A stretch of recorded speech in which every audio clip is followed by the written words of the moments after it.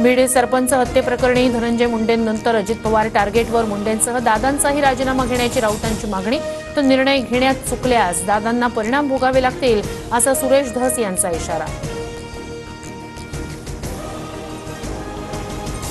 बीड प्रकरणी एसआयटी लावण्याची मागणी सर्वात आधी मीच केली, फडणवीस न्याय देतील.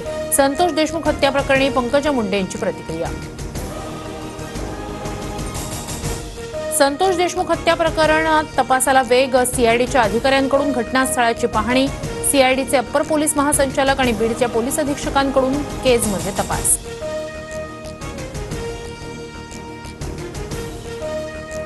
पुण्याच्या राजगुरुनगरमध्ये 2 चिमुरड्यांवर लैंगिक अत्याचार करत हत्या. पाण्याच्या ड्रममध्ये आढळले मृतदेह. 54 वर्षीय नराधम अटकेत.